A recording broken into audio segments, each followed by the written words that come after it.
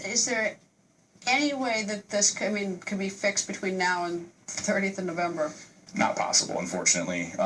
In order for it to fix something this complex, it's estimated that the website is 500 million lines of code. And to put that in comparison, a Windows operating system is between 50 to 80 million lines of code, which is one of the most complex operating systems that we see out there. So it's 6 times more complex. To fix something like that is going to be near impossible in a short time frame. Don't you just want to strangle yourself then when you hear them, hear the government say that this is all going to be ready, going to be fixed, 80% fixed by November? Because if you can log on, but you're so vulnerable to security, that's just a lie that it works at that point. It's really unfortunate. The site could have been developed in a way that didn't have a lot of these exposures. And I think, when I did my testimony on Capitol Hill today, some of the testimony was, well, other websites get hacked, so why are we any different?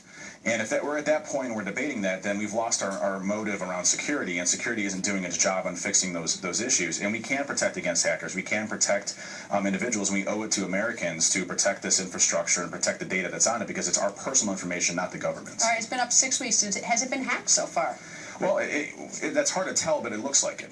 If you look at the query bar, that's the search bar on the website itself, you go to healthcare.gov and you go to search and you put a semicolon in there, what you can actually see is that there's already been hacker attempts. The top results on the search engine actually show hackers trying to break into the website. Additionally, they came out with the statistic that the website had been attacked 16 different times. To me, that seems very low, and I think that shows that there's little to no monitoring, so they probably don't even know if they're getting hacked right now. All right, when you say they've been attacked, you can be attacked, you can fend off an attack. It's a system.